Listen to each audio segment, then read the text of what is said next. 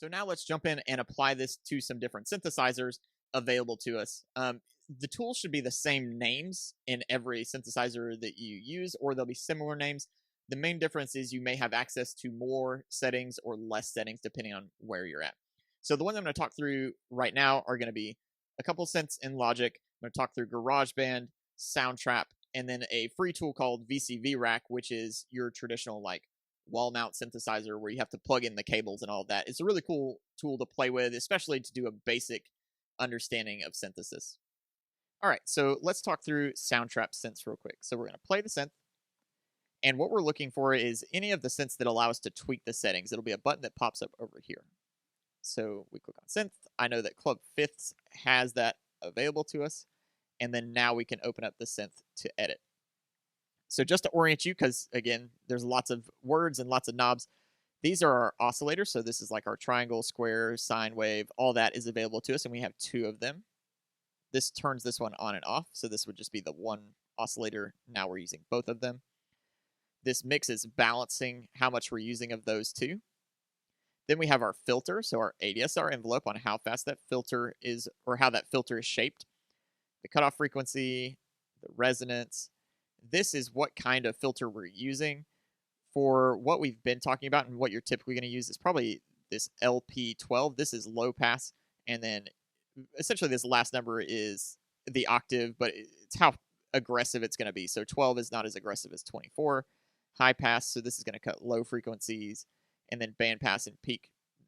Don't necessarily worry about those for now, beyond what kind of we need to know, but feel free to explore them. Your amplitude envelope, so how loud it's going to be, shaping the sound, and then your 2 LFOs, and then what they're going to affect. So I'm going to turn these LFOs off real quick, just so that we can start building something basic. So let's do a square wave and saw wave. Sure. So this is our square wave. If I turn this back on, here's our saw wave. And you'll notice that even though, well, you can't see me pressing the keys, but even though I press the same key, it's a different note. That's because this coarse tuning has it up a 5th. So you can use this to change the note. And then I can blend these together the way I would like using the mix. Kind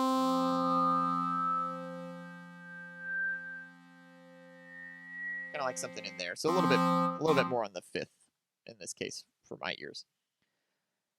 Next, I like to do the amplitude envelope next, just because I want to shape what the sound, how it develops. So let's say we're going for more of a woodwind instrument. So if you think back, that one had a little bit of a longer attack. So it builds over time versus being there instantly. So let's do like 1 second. We want the sustain to be pretty high. And then let's let it take a little bit longer to decay at the end. Release, really. Confusing terms, but for it to release. It's a little bit too long. Not looking for a cathedral sound. Just kind of a natural when you breathe in to release. Let's do a little bit more. Take the sustain off a little bit. All right. Kind of like that. Next, I'm going to adjust my cutoff frequency. Maybe I think it's a little too aggressive on the top end, so I'm going to cut out some high frequencies. There we go. So that's a lot warmer. I like that. I don't really like the whistle, so I'm going to get rid of my resonance completely, or almost completely. And this is now our basic synth.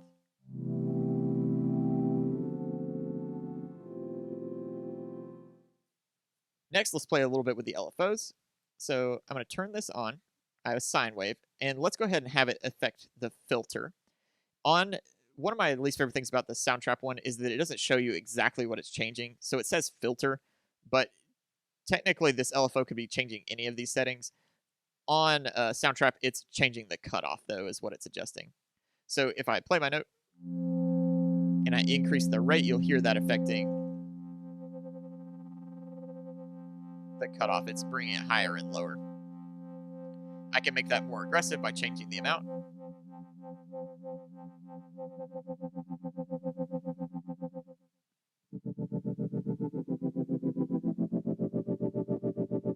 So kind of a cool effect. So let's change this one, turn the second LFO on. Let's make this a saw wave. I kind of wanted square. There we go. And let's have this affect the amplitude.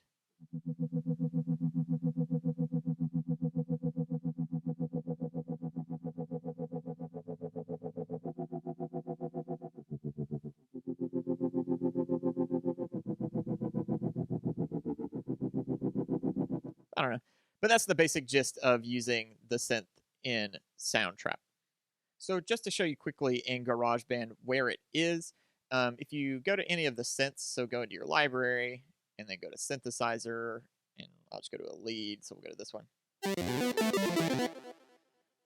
It's under your controls panel, and you'll see that you have some settings here. So you have like delay, distortion, but you really want to go to this controls area, and you have more like your cutoff and glide and resonance, vibrato, attack, different things like that. But you'll notice that it's a lot more pared down than it was in Soundtrap. So if you're somebody that normally uses GarageBand, I would actually highly recommend you check out Soundtrap or VCV Rack for this, just because they're both free and they'll give you a much better experience doing the synthesis side of it. That's not to say you can't come in here and experiment, right? So, right, like this XY pad is giving you the tremolo rate and how aggressive it is. You can change the attack of the instrument.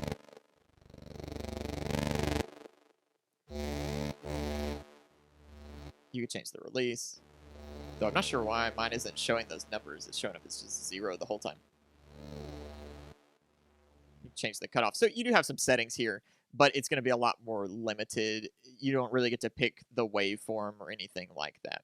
So GarageBand, you can do it, and that's kind of how you come in and tweak the settings, is under this control panel. But you're going to be really limited in your options in being able to kind of develop it. All right, so for Logic, we actually have access to a bunch of different synthesizers. And when you create a new software instrument, here under Instrument, you can kind of see these available to you. So there's a chunk of them through here. Alchemy is a synthesizer, and then there's some more down here. We're going to talk through two. The first one's going to be ES2. So I'm going to go ahead and click on that, and then click Create. And then in the inspector panel over here, you'll see ES2 available. If you click in the middle, that'll open up the settings, and there's lots of knobs and buttons. Remember that a lot of this is labeled the same as what we've talked about. It may be just in different locations, or there may be multiple of them.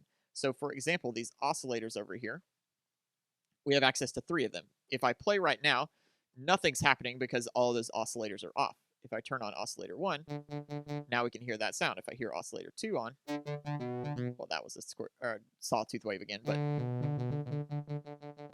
now we have that taking effect. So if we set up what we had before, we had a sine wave, and we had a square wave.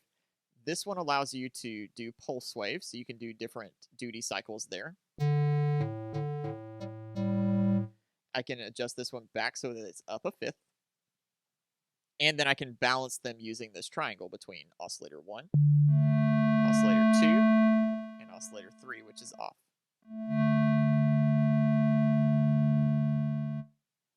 So these are, again, just my oscillators.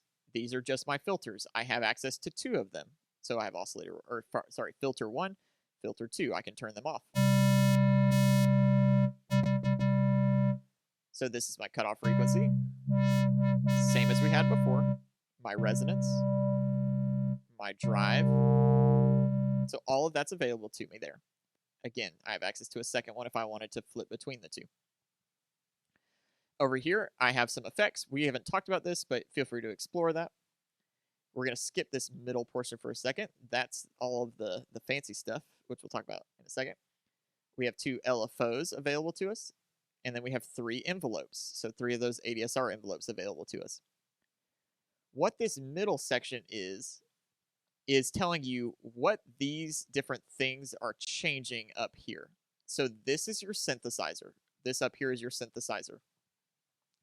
Down here are your different modulations, so your LFO and your envelope. So what this is saying is the pitch 1, 2, and 3. So the pitch of all 3 of these these oscillators are being affected by LFO2. so the rate of LFO2, via the mod wheel. So on your keyboard, you may have a wheel that says mod. So if I hold down a key and I push the mod wheel up, now it's going to affect the pitch of these, probably the synths tuning, based on the rate that I have set here. So if I make this rate less aggressive,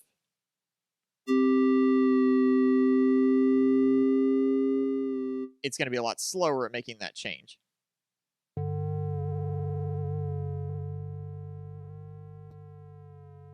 So that's what this is saying, is change this via this by using this source. This also changes how aggressive the settings are. So this is the depth. So this is the depth.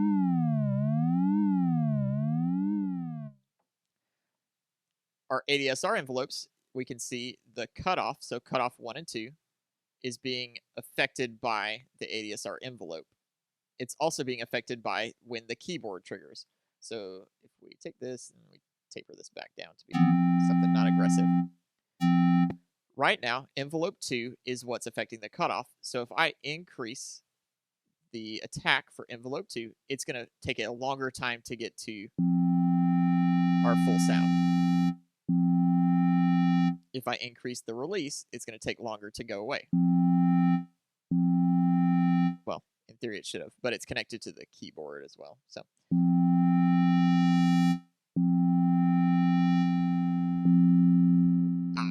okay, sorry, I misread. This one's the volume specific one. So this second envelope is affecting these cutoffs, but this one's really our volume. So if we wanted to really make it shorter, we should do that. So this is our volume envelope, or amplitude envelope. So those are all there for you. So let's say that we wanted to come in and we wanted to change the resonance for oscillator 1. So we want to be able to change this. And we want to change it with LFO2. Not via LFO2, but with LFO2. So we're taking LFO2 to change the resonance. Right now, it's not going to do anything because we need to add depth to it. So once I added the depth, that resonance is being affected by LFO2. Let's say that we wanted to affect oscillator 1 waveform by LFO2.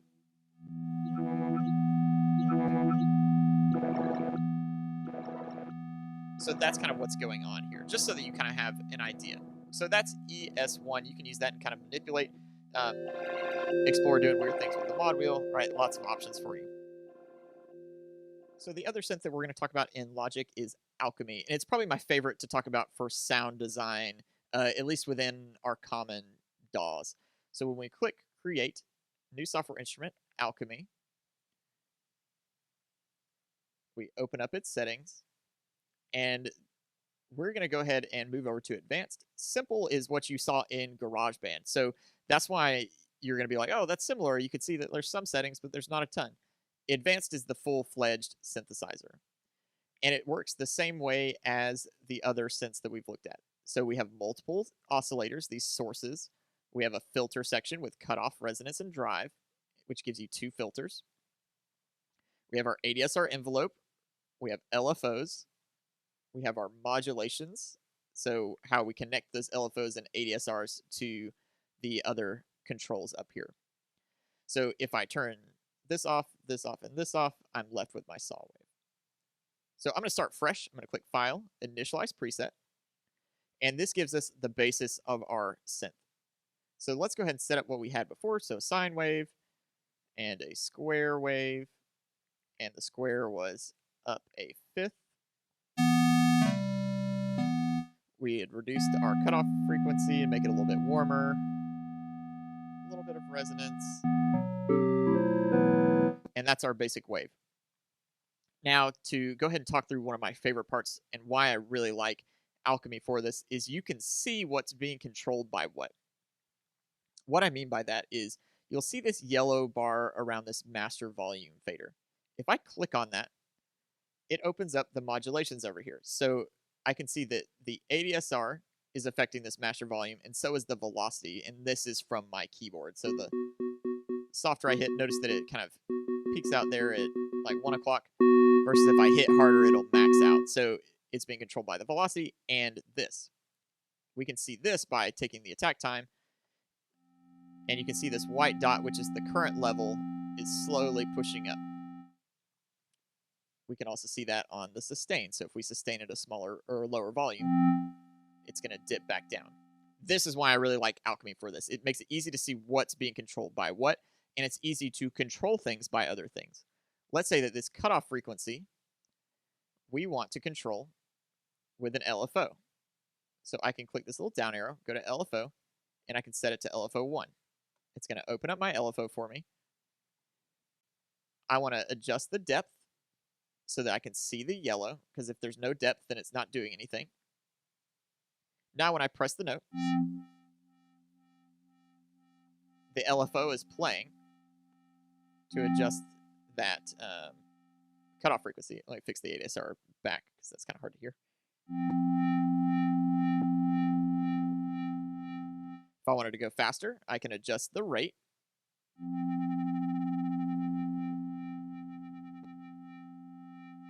Maybe I want to change how it's doing it. So square wave, so it's either full off or full on.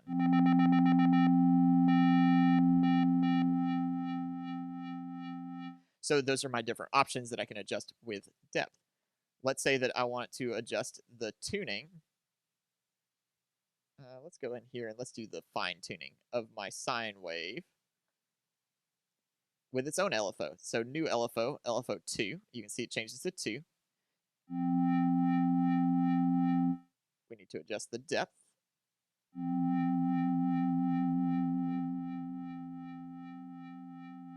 And then I have the rate there, so you can see that that's going back and forth. So it's really easy to kind of see and manipulate with things and adjust settings, or turn it off. And then now it's back to normal. So that's the first part of this. The second is you have access to this perform window where you can move between different settings. You have different knobs. If you have a MIDI controller that has knobs, these can be programmed to these knobs on the bottom here. Or if you have a MIDI controller that has an XY pad, you can program it to be this. So what that looks like is, let's say we want to take this first knob and we want to assign it to control the fine tuning. So this over here that we already have. I can come in here, go to perform, control 1. This is now the fine tuning of A. And I think my controller is set up currently correct. Yep. So now I can press play. And that fine tuning is kind of hard to hear, but oh, it's because I didn't adjust the depth. Always remember the depth. I forgot the depth.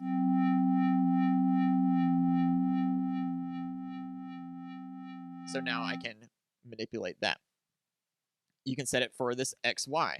So let's say that you wanted to do something like, let's go back up here. Let's go to our cutoff frequency, turn the LFO off, and let's set that to perform XY pad 1.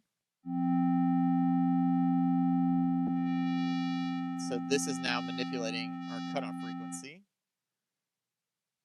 And let's maybe do note perform for the resonance. Yeah, let's do that. Resonance, note perform XY pad Y. So now this is our cutoff. When we go back and add depth to this one, up and down will be our resonance. So now, if I have access to that as a performer, I can make those tweaks while playing live. I can do the same thing with the mod wheel. So let's say that we jump back here. Let's turn this one off. Let's go back to the cutoff. So rather than the XY pad, let's add this to our mod wheel. So MIDI mod wheel. Let's make it really aggressive depth so that I have a ton to play with. Or let's put this back on the LFO. But let's make this depth. If I remember how to get the add modulation, so I can right click on the knob, add to this, and let's make this be controlled by the mod wheel. So now we have filter 1 cutoff depth, which is controlled by the mod wheel. Increase the depth of this. Now I have more control over how aggressive that is. So my mod wheel's all the way down, it's taking full effect. My mod wheel's all the way up, it's just doing a small little effect there. So you can kind of see how you can let students go down the rabbit hole. You have multiple LFOs available to you. All you do is assign a new LFO to it. You have multiple ADSRs available to you for different things. Alchemy is great to get in and explore, and feel free to comment and ask questions on the discussion. All right, so the last one that we're going to talk about is VCV Rack, which is like our traditional rack mount synthesizer. I'm not going to spend a ton of time on this because VCV Rack can take some time to getting used to, and there's tons of great videos on YouTube. But this would be your starting window. What I'm going to do is I'm actually going to go ahead and delete everything. So I'm just going to hover over stuff and delete. And we're going to build one up at a basic level. So I'm going to right click and I'm going to create a VCO. So VCO stands for Variable Controlled Oscillator. So I'm going to zoom in a little bit and navigate around my screen. So you can see we have the frequency, the pulse width, and then we have our different kinds of waves down here. So all of this is, again, the same stuff you've seen. If I go in and I add an output, audio out. I think this is what we're looking for. Yep. And I change this. I'm going to set my output to my multi-output. Now if I send this sine wave to output 1, you should be hearing a sine wave on your left ear unless something weird happens with the audio settings. If I send a triangle wave to output 2, you'll hear that on your right ear. Or the saw wave. So I'm going to turn that off for a second, and we're going to add a mixer just so that we can better control some of this, and we're going to add some mutes just so that we can control that. And you can type. All I'm doing to open up new things is right click and then typing. So let's take our VCO1, send that to in for this mute, send this out to our input 1 on our mixer. You can see that that turns on there. And then we want to take our mix. Actually, let's skip the mixer. Why not? Let's go straight to our output. Now I have a mute button, or I can turn that on and off. Let's add one more VCO because we're going to recreate the same example that we've had before. So VCO, we're going to do a square wave to number 2. We're going to output that to number 2. We're going to mute that. You know what? I said we're going to delete the mixer. We're going to add the mixer back. So let's do that. And that. And then we'll take the mix to 1 and the mix to 2. There we go. All right. So we'll unmute these. And we should be getting sound. Oh, it helps if I put it on the input 1 instead of CD1. Balance that down. I apologize if that was loud. Keep bringing that down. And now we can mute. So what we have here is 2 oscillators. We have a sine wave and a square wave. I can adjust the frequency here.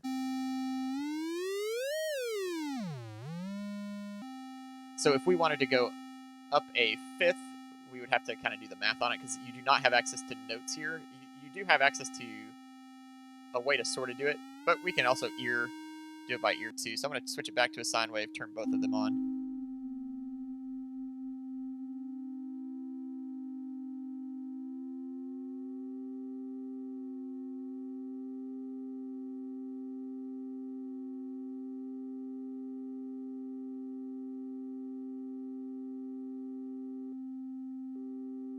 Yeah, close enough. So I have my waves there. I'm going to switch this back to a square wave. And I have that sound set up. Maybe I want to add a filter. I can come in here and I can type in filter. And then I get VCF, so variably controlled filter. Shift stuff around so we can see a little bit better. And let's say that I want to, rather than taking the whole mix and pushing it straight to audio out, I want to send it into my filter, do a low pass filter, and then send that back to my audio out. So I'm going to reorganize stuff so it's a little bit easier to see kind of how we're doing things.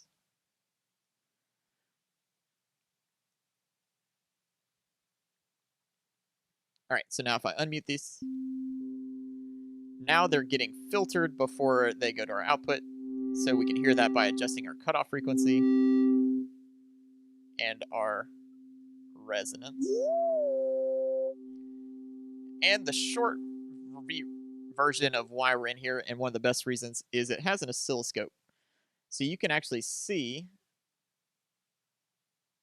what all of your waves are doing. So let me zoom out a little bit. And let's do this. Zoom out a little bit more. All right, so we're going to take our output that we have muted, and we're going to input it into number 1, and then input it into number 2 for number 2. So if we unmute these, this is our square wave that we have. If we zoom in, we should be able to, not that one, we want time. There we go. We should be able to see that square wave popping up there. If I unmute our sine wave, it'll be yellow, and we should be able to see that too. So you can see that yellow sine wave through there. So it's kind of a cool thing. And if remember when we talked about additive synthesis and all of that, we can actually take these off, and our output from our VCF, and this is the combined wave of those two. So if we increase the square wave or decrease the square wave, you can see how that's influencing that, especially if I adjust the mix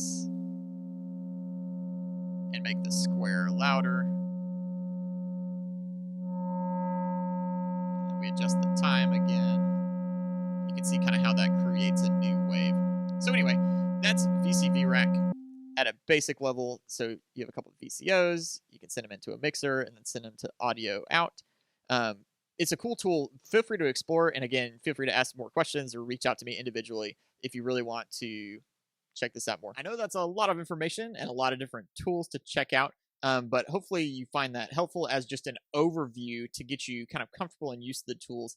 I find that synthesizers and understanding them works best when you have a basic understanding, and then you just go in and play and manipulate and see what the controls do and hear what they do.